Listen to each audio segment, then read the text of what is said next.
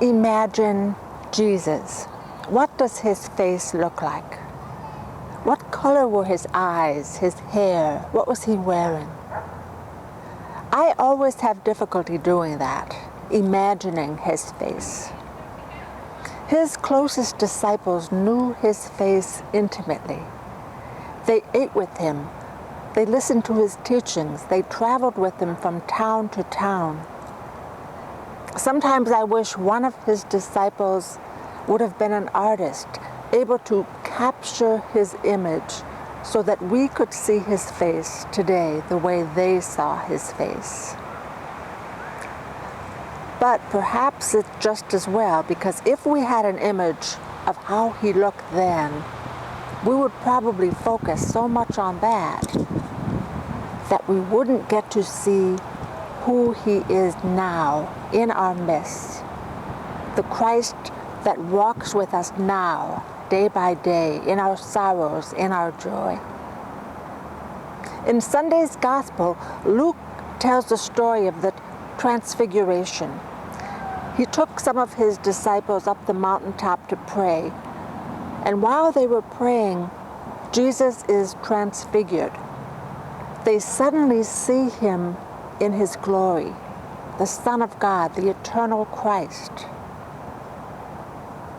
In the telling of that story, we too are invited into the Transfiguration. We are invited to see Jesus in a new way.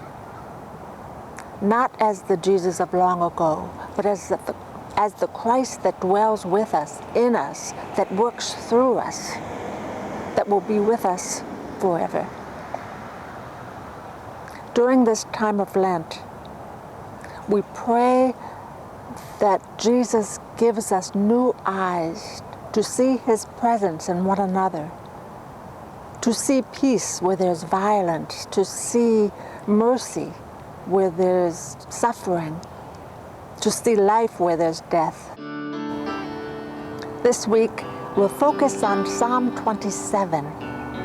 Lord, be my light and my salvation, as we seek to see Jesus in a new way. The Lord is my light, the Lord is my light, the Lord is my light and my salvation.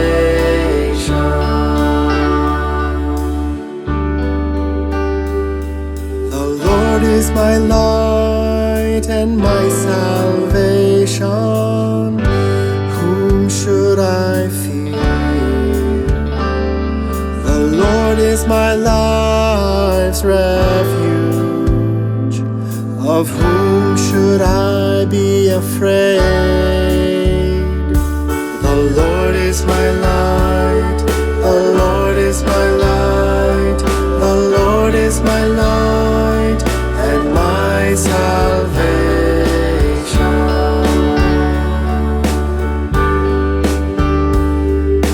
One thing I ask of the Lord, this I seek, to dwell in the house of the